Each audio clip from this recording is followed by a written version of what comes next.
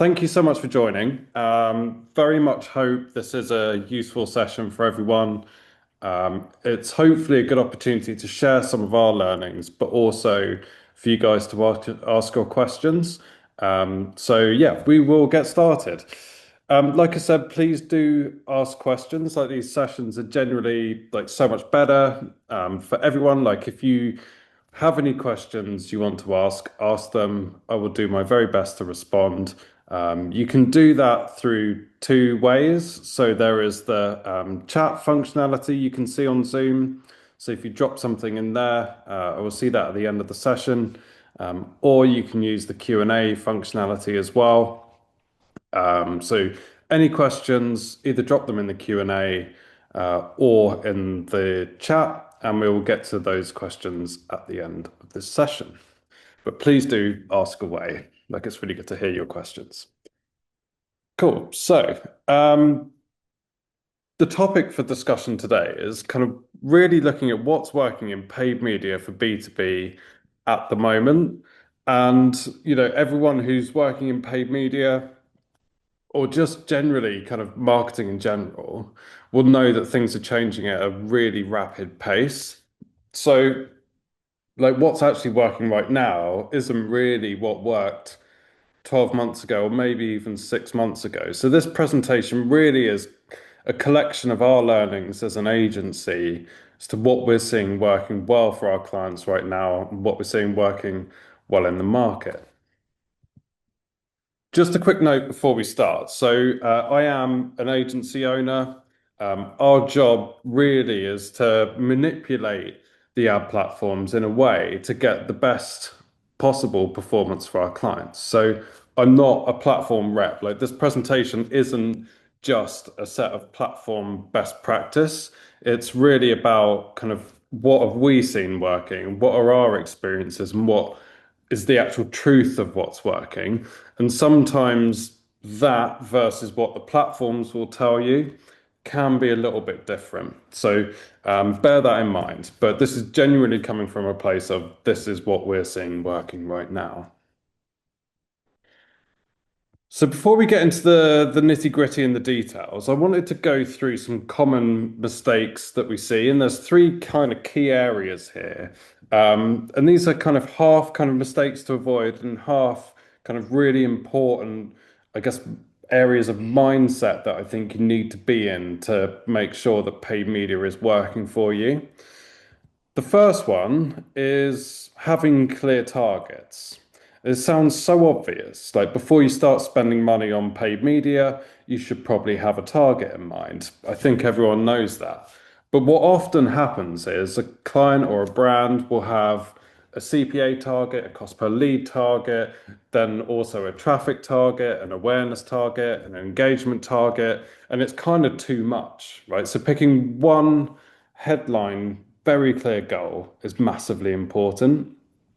Also, once you've done that, make sure that everyone has the same number. So often we'll talk to different teams and particularly larger organizations where one team's shooting for one number, the other team's shooting for a different number, someone else is shooting for another number, and it's all completely misaligned. So make sure there's one goal at the top of your kind of priority list with a very clear number that everyone knows.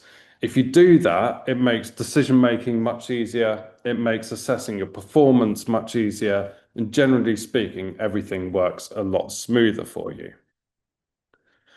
The second thing is really kind of thinking about the business. And what I mean by this is it's very easy to come up with a return on ad spend goal or a cost per lead goal and it not actually affect the business positively. So, what I mean by that is let's take lead generation, for example. If you've got a cost per lead goal, that doesn't necessarily mean that you're getting valuable pipeline, valuable long-term opportunities for the business. So think more along the lines of pipeline, cost per marketing qualified lead, cost per sales qualified lead than just cost per lead. Because actually, if you're delivering value, that entry point is just a proxy to success. So start with thinking about what the business actually needs and reverse engineer back to your paid media targets. And again, everything gets a lot more effective. Then the third thing is really understanding the platforms. So, like I alluded to right at the beginning, everything's changing rapidly with the AI, automation, new campaign types, all sorts of things. And compared to the role maybe 5 years ago, having a really deep understanding of how the platforms work from a technical perspective is really important. So if we take an automated campaign type like PMAX or kind of even any meta ads campaign, like it relies on data and it relies on learning. And if you don't understand how that process works and you don't understand how to kind of feed the platform with the data it needs, you're going to really struggle to get the best performance out of that platform. So again, our job is about playing to the platform's strengths to get the best results for our clients. So we have to understand how the platforms technically work. So there are three really important areas that you should have front of mind as we go through this presentation. Then this is a really big overarching point. You have to kind of pick a main purpose and kind of field of direction, right? And be completely aligned on this. And what I mean by that, again, is just what's the purpose of the paid media operation within your business? Is it to build your audience? Is it to build a database? Is it to build pipeline? Look, what part of the sales process or the marketing process are you trying to accelerate with the use of paid media? And again, pick one, ideally, at the top of your priority list and make sure everyone is completely aligned on that. So you've got to make sure there's a very clearly stated purpose for your use of paid media within your business. Again, these things sound really obvious, but it's really hard, really easy to kind of skip past them. So massively important. All right, let's start off with Google Ads, right? So paid search, Google Ads. Now, if we look at how Google Ads has changed, well, since I started, Google search results with 10 links on a page, you'd have three ads at the top, maybe two ads at the bottom. It was really simple. You bidded on keywords, went into the auction, and it was pretty black and white, really. Now it's heavily automated, and the data that you feed back into the platform through conversion tracking, email lists, things like that are vital because you need to train Google Ads on what you need to get out of the other end. And all platforms now, not just Google Ads, Meta, LinkedIn, they thrive on volume of conversion data. The more conversion data you feed in, the better those platforms work. Which, when it comes to B2B, this generally tends to present a bit of an issue because in most cases, B2B campaigns tend to be kind of high value from a conversion point of view, but low volume from a demand perspective. So compared to an e-commerce account or just a general B2C ads account, typically the volume of traffic, the volume of conversions are far lower. And if you look at this keyword data here and you compare the demand for business broadband versus broadband, you can kind of see what I'm getting at here. So inherently, when it comes to automation and the learning process and feeding data in, volume is always a challenge when it comes to B2B.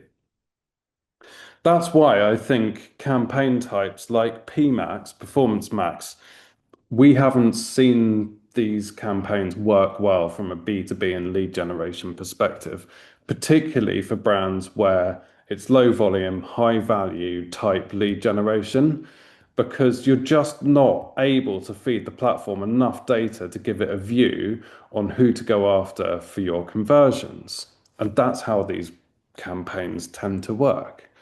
So be very careful if you're advertising on Google and you're trying out PMax. Just be very careful and keep an eye on the performance and also the quality of those conversions too. But we're yet to see it work successfully from a B2B perspective. So, just a heads up, really. Um, Really kind of making sure that the basics are covered are important here. So, you've got your ad copy, obviously.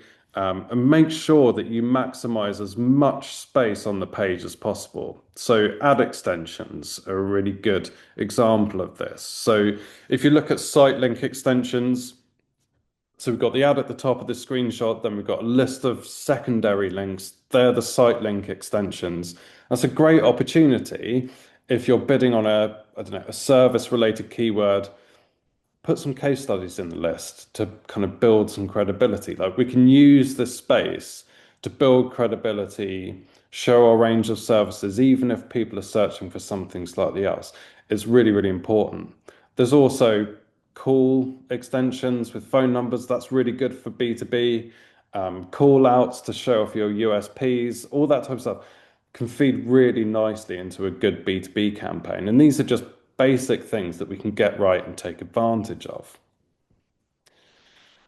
On that note, though, there is a lead extension, so a lead form extension on Google Ads. Some of you on the webinar may have played around with this, and it'd be interesting if you've seen it work for you. Essentially, what it is a lead form that's attached directly to your ad. So when someone clicks on your ad, they don't need to go to your website and your landing page. A form pops up, just like native forms that you see on LinkedIn lead campaigns or Meta lead campaigns, but it's attached to your Google ad. People can fill out the details and submit them there and then. Can work really well from a cost per lead perspective. However, be very wary of the quality of those leads because it's so easy and frictionless that people can sometimes fill out a form and not even realize they've filled out the form. It's crazy, but be really careful with the quality if you go down this route. I think manual bidding for B2B is still really important. This is often one of the areas where, uh, let's say, platform publicized best practice may actually conflict with what we're seeing working well actively in the market at the moment. So, whilst Google may be encouraging you to use automated bids, performance max, demand gen, all those types of things, which can be really good. I'm not saying they're not good, but from a B2B perspective, when you have a low volume, high value service, manual bidding can still really win. So don't be afraid to test manual bids versus automated bids and just see what works best in your account, but definitely don't write off manual bidding. However, keep a very close eye on your search queries, right? So exact match used to be exact match. It is no longer exact match. It's actually much more like phrase match used to be. So Google is free to interpret what you bid on as an exact match keyword and serve your ad to queries that it believes is related. And given B2B services can often be quite nuanced, Google's not always going to get that right. So keep a really close eye on your search terms, add negative keywords regularly, and just keep everything really, really tight and controlled. In terms of budgets, what we often see for B2B, and again, we're kind of talking along the lines of, high value, niche services. Typically, there's a cap with your spend on Google Ads where you start to creep into much more consumer-led type search queries, which obviously, if you're trying to sell to a business, that's not really what you want. So typically, what we're running for B2B is a very tightly controlled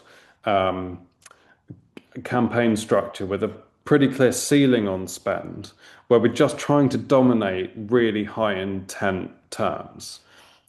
That's typically what we do. So when we're doing that, and if you're doing that as well, just keep a really close eye on search impression share to give you a sense of when you're kind of properly dominating that field.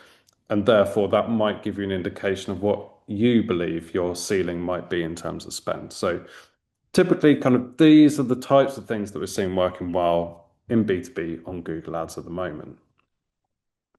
All right, LinkedIn ads. So let's take a look at what we're seeing working here. LinkedIn ads, generally speaking, is a much more primitive platform compared to Google Ads. And it's also typically a bit more expensive. One of the mistakes we see with LinkedIn ads is People seeing it very much as a direct response ad platform, so running ads saying, here's what we do, come and get in touch. Um, that's forgetting the fact that LinkedIn is still like it is a social platform. Like people want to go there to be informed, potentially entertained. They're not always in a frame of mind to buy immediately or download your case study. So typically, the types of content and strategies that we're seeing working well on LinkedIn are promoting content, promoting guides, promoting downloads, research papers, webinars like this one, um, to get kind of contact details in return. So it's very much about selling your knowledge, selling your expertise, or promoting your expertise rather than going straight in to sell your product. Um, Everything else around that may or may not work. This is what we're seeing working consistently still. When it comes to account structure on LinkedIn, it's much more about reverse engineering back from what you want to test and experiment with rather than just avoiding overlap like you would have to consider on Google Ads or potentially even Meta. So you have to build out a campaign structure and an account structure that allows you to experiment with targeting and experiment with ads. That's because your main levers, so different methods of targeting, your bidding, exclusions, ad formats, all that type of stuff is set at the campaign level. So unlike Meta ads or Google ads, where you have different settings and controls between the campaign and the ad group or the campaign and the ad set, within LinkedIn, it's all done in the campaign. So you have to, if you want to test things, you have to split into different campaigns. In terms of what targeting we're seeing work, I'd say it's worth testing everything. Don't assume that just because you have a very clear ICP with a very clear type of company and a very clear set of job titles that you just have to use job title targeting. Typically, job title targeting on LinkedIn is one of the more expensive methods of targeting. It can work, it does work, but it is one of the more expensive methods. So try other ways to get in front of those audiences. So targeting by member groups, targeting by a combination of sector, job function, member skills. That's a really good combination. And then if you're going after more of a account-based marketing, ABM approach, then company names plus job titles is quite a good way to go as well. So typically, like these are the fundamental methods of targeting that we're seeing working really well at the moment. Obviously, this changes. Obviously, you must test this for your own accounts. The trick really, or the key really, is to test different methods to get in front of your ICP and your target market, because they will carry different costs and they will carry different levels of effectiveness. Also, with LinkedIn, because it's expensive, don't forget your exclusions. Put as much thought into your exclusion strategy as you do into your like positive targeting strategy.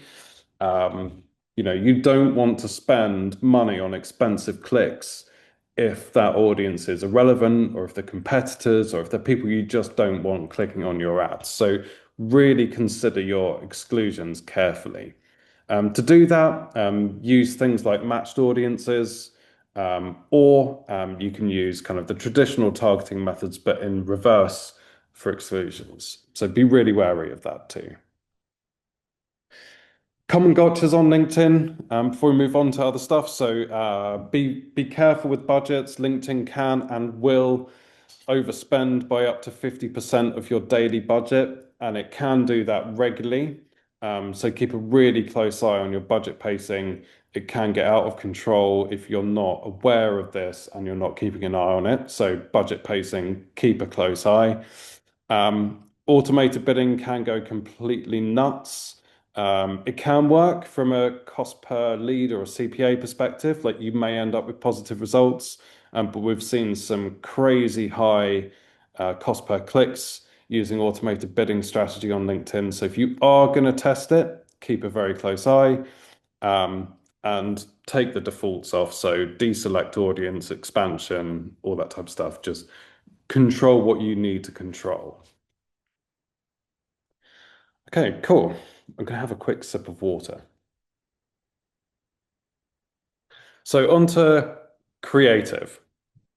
Um, so again, like you've got to be really clear on the direction that you're taking and the purpose of the campaign that you're running. So, are you trying to take direct action? Are you trying to run some thought leadership style content to establish your position in the marketplace? You're trying to build your audience. Knowing your direction will determine what type of content you need and what formats you might want to run because they perform quite differently.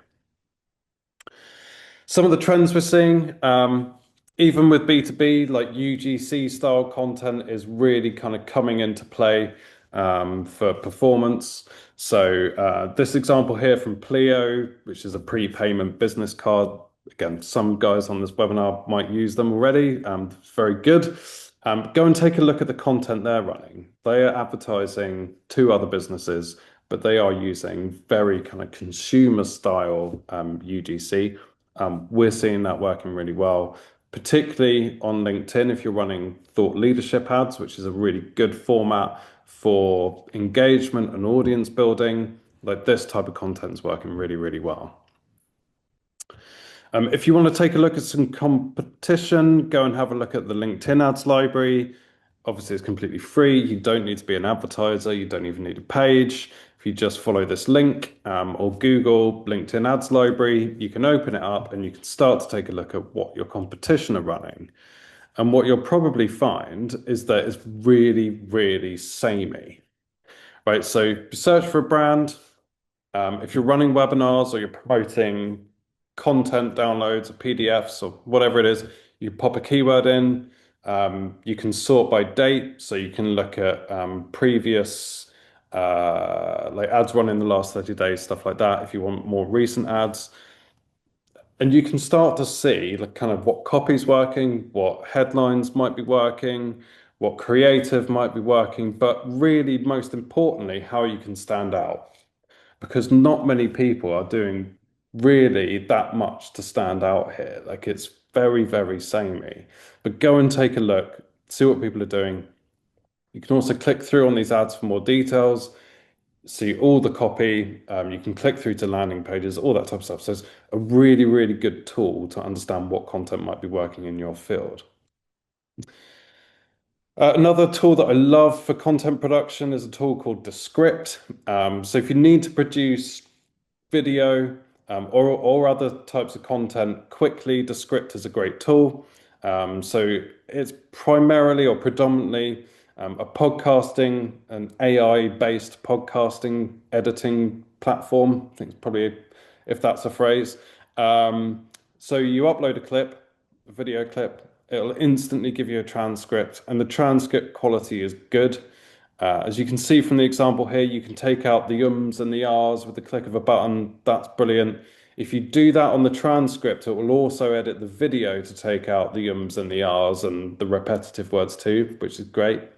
And you can create social clips again at a click of a button. So if you need to produce content from longer form videos and material that already exists, Descript is a really, really good way to go. So yeah, here's an example. You can just very quickly get a whole set of video clips to use on social with captions. You can again edit further if you want to, but it's pretty good. How should you know it's working? It should be black and white and it should be fact. When it comes to content and creative, I think opinion does have a tendency to creep in. And often what we see working well for a client isn't necessarily what everyone thought would work well for that client. So you have to base your decisions on data and you have to see it in a very black and white way. So this chart here is CPA falling for one of our clients. What happened? Well, we got the creative right. So our view on this is we test different concepts, we test theories, we test different hypotheses, we group them together and we see what concepts working well. That then gives us a steer on which ones to refine.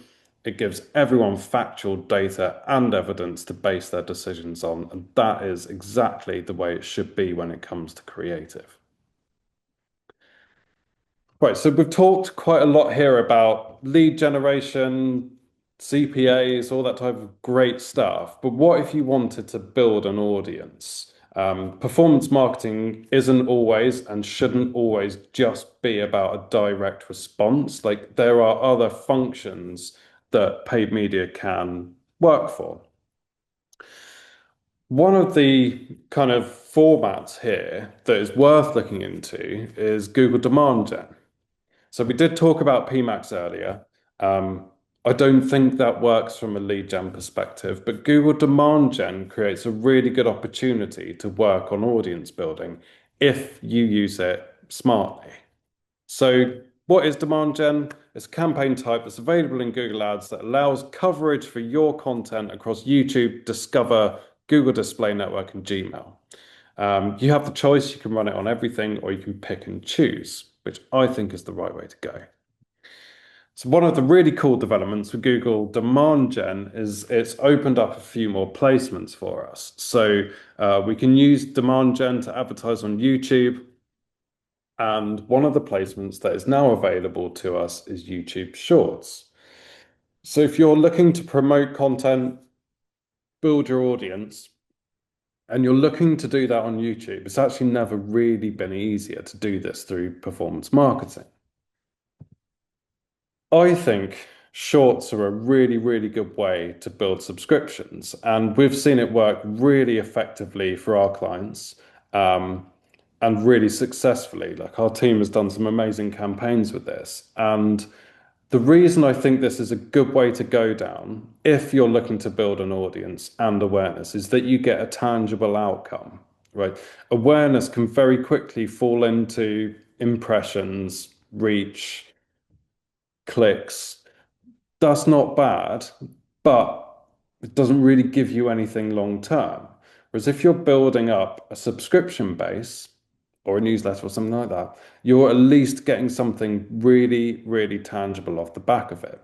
So if you want to use YouTube Shorts for subscription growth, pick Shorts as your placement, run one of your Shorts as an ad, and you can use subscribe with your channel link as a CTA. And if you put this parameter on the end, so sub underscore confirmation equals 1, then when someone clicks your CTA, it will pop up with a subscription link straight away.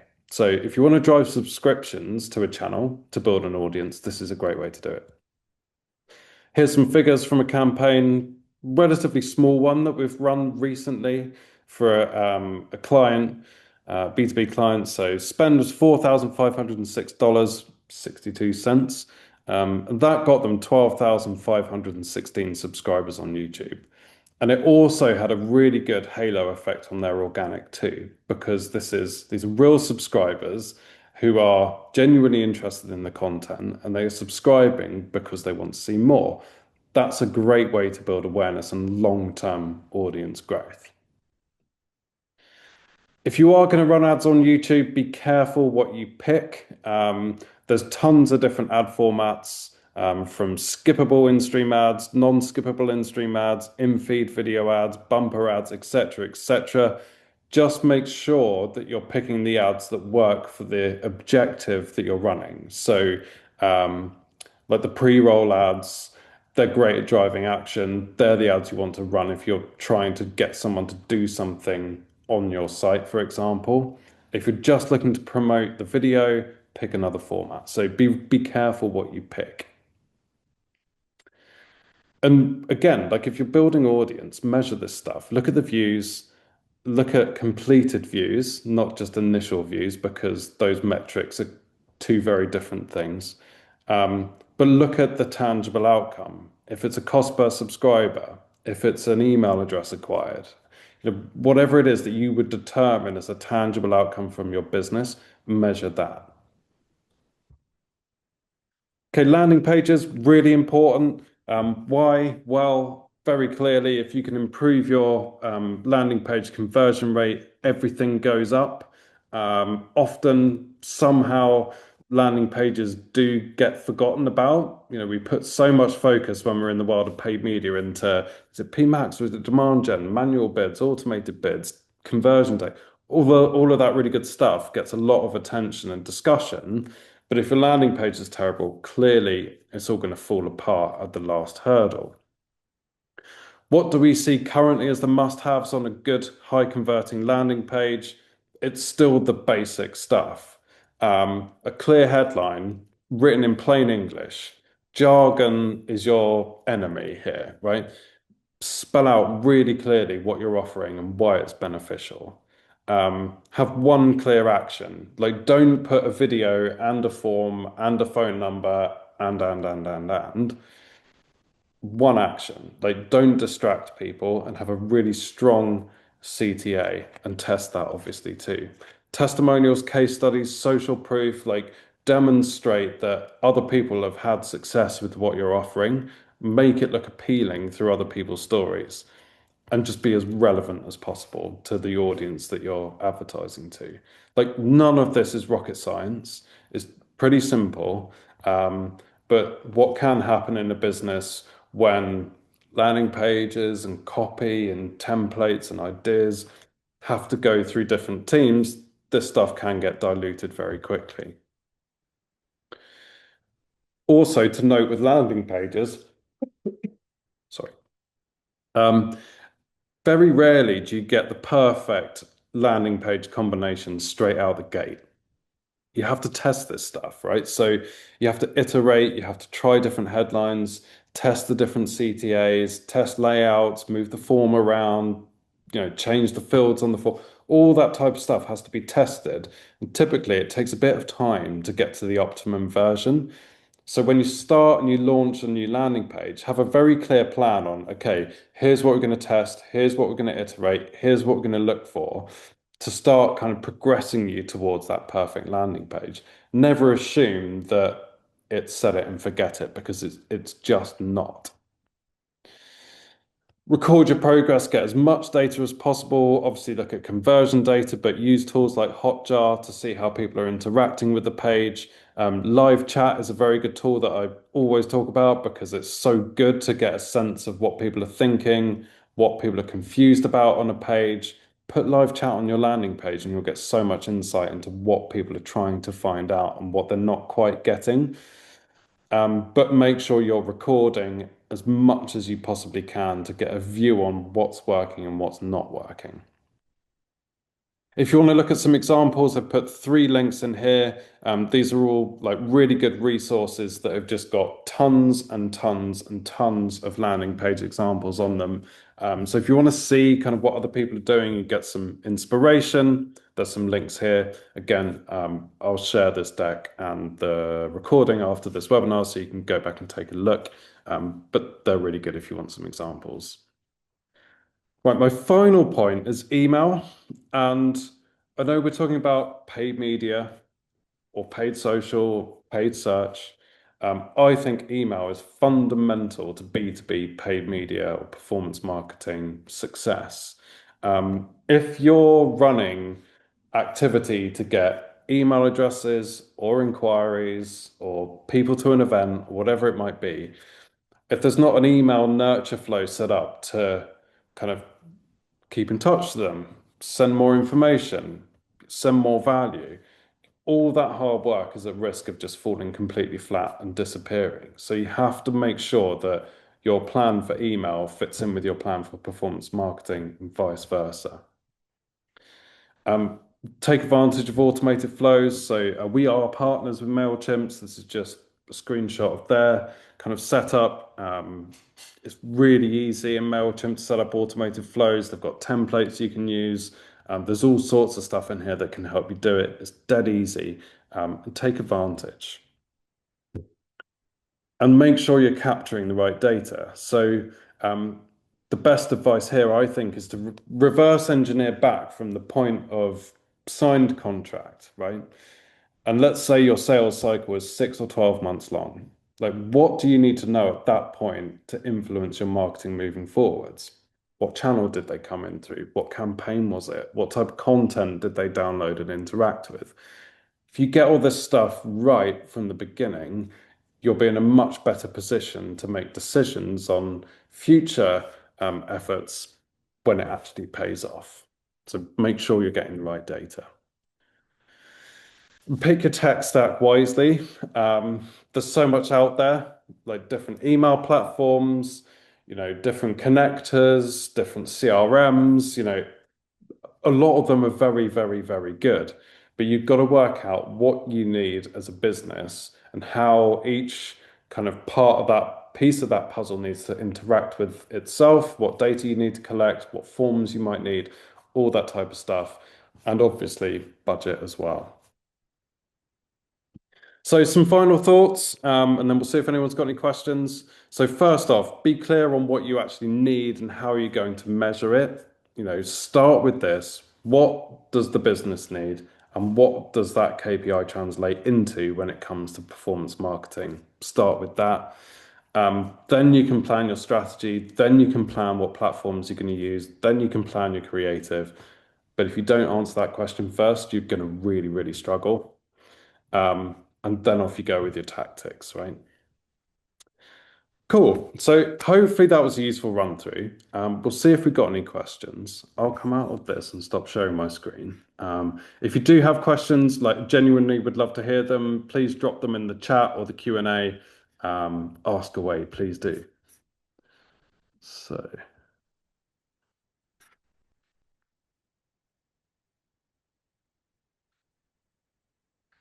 stop share. There we go. Perfect. Right. So let's see if we got any questions. Okay. What have we got?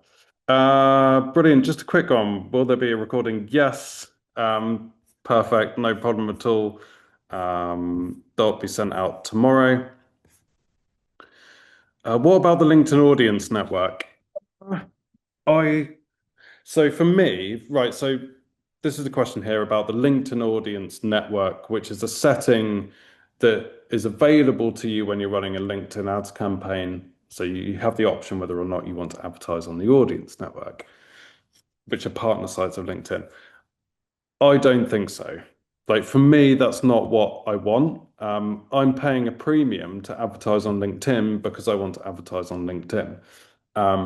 We've not seen any major success really from the audience network and, sometimes negative. So for me, I pay a premium to advertise there with their targeting. Um, I would opt out. Thoughts on social selling? Yeah, I think it's interesting. I would say it depends on your approach. Um, I think a lot of people do it very badly, and it can have a negative impact if you do it badly. But a lot of people get it right. I personally would approach it more like networking than selling, and I think there's more success to be had there. Um, my experience is more in the paid media side of LinkedIn than it is from the social selling aspect. But my experience is that if someone reaches out more from a networking perspective and a friendly perspective, I'm much more likely to respond positively. Um, by the way, if anyone's got more questions, drop them in. If not, that's fine, obviously, but if you do, drop them in. I have a question. I'm being stopped by bots while running email campaigns, so my CTRs are being messed up. What to do? Um, I'm not 100% sure on the context there. I'd say, is that a question with bots or like spam issues? I don't know. If you've got a bit more context, you can drop in. Maybe we can come back to that. Um, yeah, spam filters. Okay. That I think would depend on your domains. Like I would have a look at your domains and the history of the domains that you're sending from. I know some people tend to use like multiple send domains or different domains to send their emails from. That can help.